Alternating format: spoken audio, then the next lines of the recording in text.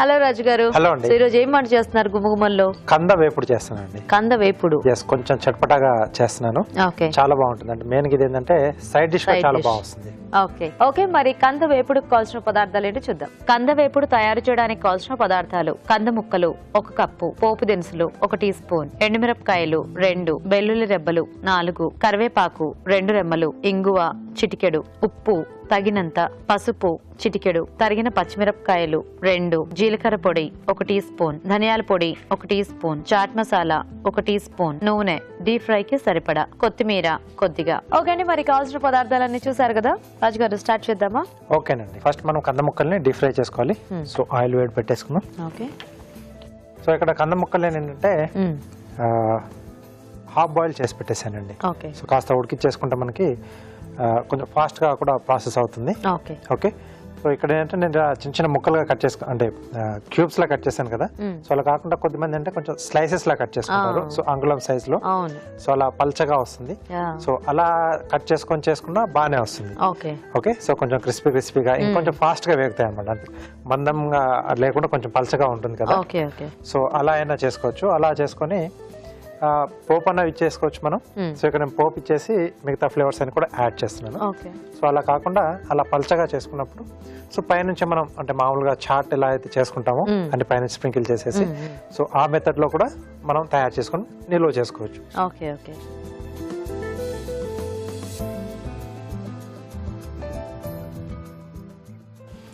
Okay. So oil వేడి అయిపోయింది.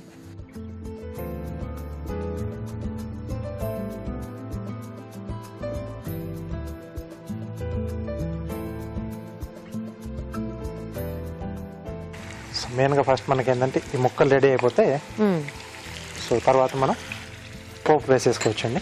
Okay. So main ఇంకా దీంట్లో ఈ కంద ముక్కలు బాగా వేగటమే కదా మనకి. అవునండి. పోపు అంటే ఎలాగో మనకి 2 minutes లో వేగిపోతుంది. సో దీన్ని కూడా ఏంటంటే కొంచెం ఆల్రెడీ బాయిల్ చేసుకున్నా కొంచెం స్లో ఫైర్ లో చేస్తే లోపల వరకు మంచిగా క్రిస్పీగా వస్తుంది. అవును.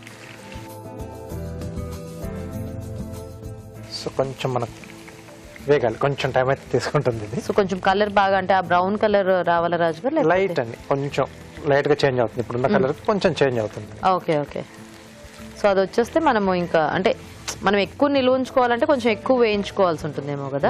సో తీసుకోవాలనుకుంటే జస్ట్ పైన మనకు కొంచెం లైట్ గా కలర్ చేంజ్ అవడం స్టార్ట్ కాగానే కూడా మనం పోపు వేసేసి దాంట్లో వేసేసుకోవచ్చు. మధ్యలో కొంచెం సాఫ్ట్ గా పర్లేదు, పైన లేయర్ ఒకటి మనకు క్రిస్పీగా వస్తుంది. అది మనం ఉడికించుకున్న ముక్కలకైతే కొద్దిగా వేగినా సరిపోతుంది.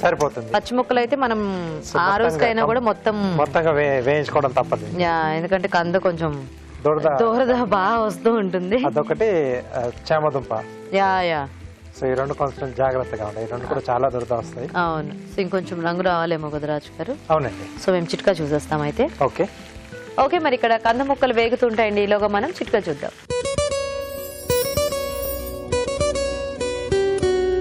ఇప్పుడు మీకోసం మొదటి చిట్కా. చాలా రోజుల నుంచి చాలా మంది ఆడవాళ్ళు బాధపడే సమస్య ఏంటండి? ఉల్లిపాయలు కోస్తూ ఏడుస్తున్నారు అని చెప్పుకుంటూ ఉంటారు కదా. దానికి మాత్రం చరమగీతం పాడొచ్చు. ఎలా అంటారా? ఉల్లిపాయలు కట్ చేసే ముందు చాకుని కొద్దిగా వేడి చేసుకుని ఆ చాకుతో కనుక ఉల్లిపాయలు కట్ చేసుకున్నట్లయితే కళ్ళలో నుంచి నీళ్లు రావు, ఏడ్చే ప్రాబ్లమే ఉండదు. ఓకే అండి, చిట్కా చూసారు కదా. ఓకేనా రాజు గారు? కొంచెం అండి. సో అది ఎలాగైతే లైట్ వెయిట్ అవుతూ ఉంటుందో పైకి అది ఆయిల్ పైన తేలుతా ఉంటుంది. సో అన్ని ఆల్మోస్ట్ వచ్చేసాయి. ఇంకొంచెం అయితే మనకు సరిపోతుంది. ఓకే. సో ఇలా మనం పోపు పెట్టేసుకుందాం. సో ఇటు మనం షిఫ్ట్ చేసేసుకుని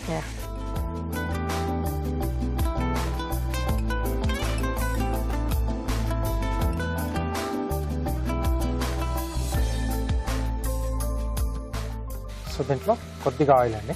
ఓకే.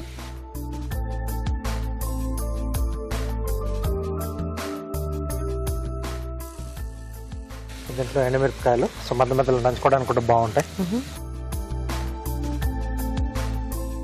సో ఇవి కొంచెం వేగుతున్నప్పుడే పోపు దినుసులు, పచ్చిమిరపకాయలు, సో వెల్లుల్లి రెబ్బలు, కొద్దిగా కరివేపాకు, కొంచెం ఇంగువ,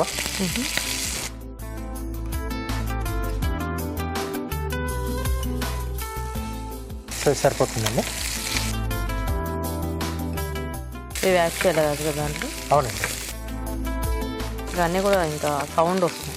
ఎస్, వేగిపోయిన ఇది. ఇలా చూస్తే చాలా మంది ఇదేదో బంగాళదుంపో ఈ అరటికాయో ఇలా అనుకుంటారు.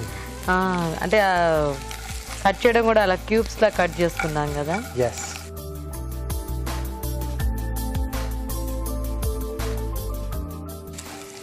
ఓకే. సో దీని తర్వాత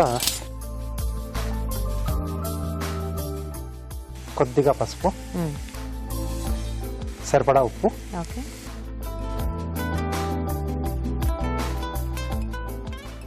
సో దెన్ కొద్దిగా ధనియాల పొడి, కొద్దిగా జీలకర్ర పొడి, చాట్ మసాలా,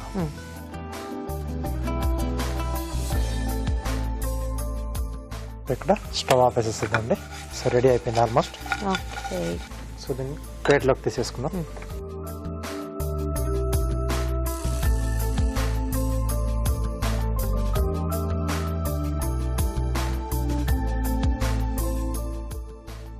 పైనుండి కొద్దిగా కొత్తిమీర.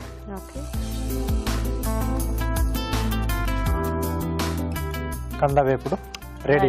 ఓకే అండి, మరి కంద వేపుడు రెడీ. టేస్ట్ చూసే ముందు తయారీ విధానం ఇంకోసారి చూద్దాం. కంద వేపుడు తయారు చేసే విధానం: ముందుగా ఉడికించిన కంద ముక్కలు కాగే నూనెలో వేసి డీప్ ఫ్రై చేసుకోవాలి. ఒక పాన్ లో నూనె వేసి ఎండుమిరపకాయలు, పోపు దినుసులు, తరిగిన పచ్చిమిరపకాయలు, వెల్లుల్లి రెబ్బలు, కరివేపాకు, ఇంగువ వేసి వేయించాలి. దీనిలో వేయించిన కంద ముక్కలు, పసుపు, ఉప్పు, ధనియాల పొడి, జీలకర్ర పొడి, చాట్ మసాలా వేసి వేగనివ్వాలి. ఆపై కొత్తిమీరతో గార్నిష్ చేసి సర్వ్ చేసుకుంటే కంద వేపుడు రెడీ.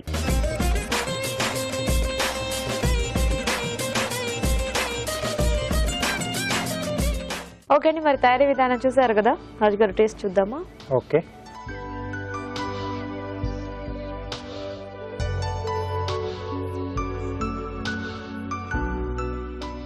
బాగా వచ్చింది.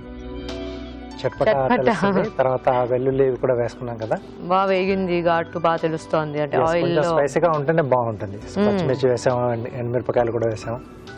టేస్టీగా ఉంది రాజు గారు. అంటే ఆ చాట్ మసాలా యాడ్ చేసుకోవడం చాలా బాగుంది. యూజువల్ గా ఏంటంటే ఫ్రైస్ లో అందరూ ఆ చాట్ మసాలా అది యాడ్ చేయరు, కానీ అదొక డిఫరెంట్ ఫ్లేవర్ ఇస్తుంది. అంటే ప్రతి డిష్ లో వేసుకోకపోయినా కొంచెం ఇలాంటి వాటిల్లో కొన్ని పర్టికులర్ వాటిలో వేసుకుంటే జస్ట్ అలా నాలుగు తగలాగానే తెలుస్తూ ఉంటుంది. యా, బాగుంది రాజు గారు. థ్యాంక్ యూ అండి. సో చూసారు కదండి, మరి మీరు కూడా ట్రై చేయండి.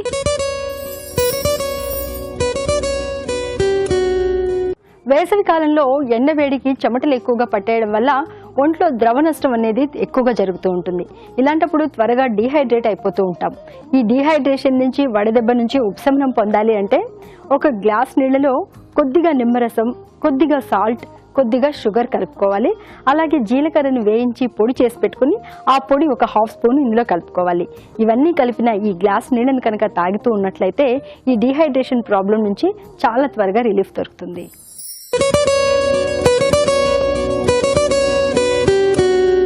ఇప్పుడు మీకోసం ఇంకో చిట్కా. ఒక్కోసారి హడావిడిగా వంట చేసుకుంటూ ఉన్నప్పుడు సడన్ గా కాలిని గాయాలవుతూ ఉంటాయి. లేకపోతే పిల్లలు ఆడుకుంటూ కూడా ఎక్కడైనా కాల్చుకుంటూ ఉంటారు. ఈ కాలిని గాయమైనప్పుడు వెంటనే ఆ ప్రాంతంలో ఐస్ గడ్డతో బాగా రుద్దేసేయాలి. దాని తర్వాత ఒక 5 నిమిషాల తర్వాత పాలు, తేనె బాగా కలుపుకుని ఈ పేస్ట్ని కనుక ఆ కాలిని గాయం మీద రుద్దినట్లయితే గాయం అనేది చాలా త్వరగా తగ్గిపోతుంది. బొబ్బ కూడా రాకుండా ఉంటుంది.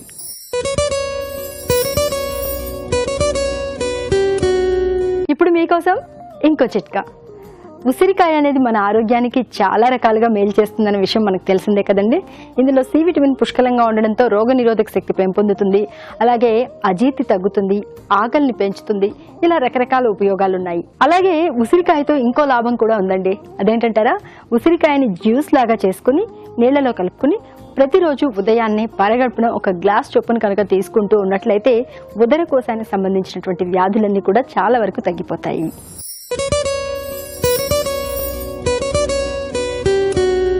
ఇప్పుడు మీకోసం ఎంటీఆర్ మసాలా వారి చిట్కా. క్యాలీఫ్లవర్ కానివ్వండి, క్యాబేజ్ కానివ్వండి, ఇందులో యాంటాక్సిడెంట్స్ పుష్కలంగా ఉంటాయి, మన ఆరోగ్యానికి ఎన్నో రకాలుగా మేలు చేస్తాయి. కానీ ఇది ఒక రకమైన వాసన వస్తుందని చెప్పేసి చాలా మంది దీన్ని తీసుకోవడానికి ఇష్టపడరు. కానీ క్యాలీఫ్లవర్ విషయానికి వస్తే దాన్ని వండుకునే పద్ధతిలో కొన్ని చిన్న మార్పులు చేసుకున్నట్లయితే మంచి సువాసన భరితంగా ఉంటుంది, టేస్ట్ కూడా బాగుంటుంది, అలాగే తినడం వల్ల ఆరోగ్యానికి కూడా మేలు చేస్తుంది. అది ఎలా అంటారా, క్యాలీఫ్లవర్ ఉడికించేటప్పుడే అందులో ఒక 1/2 కప్ పాలు వేసి ఉడికించుకున్నట్లయితే మంచి వాసన వస్తూ ఉంటుంది, టేస్ట్ కూడా ఇంప్రూవ్ అవుతుంది, ఆరోగ్యానికి కూడా మనం అనుకున్నట్లుగానే ఎన్నో ఉపయోగాలు ఉన్నాయి.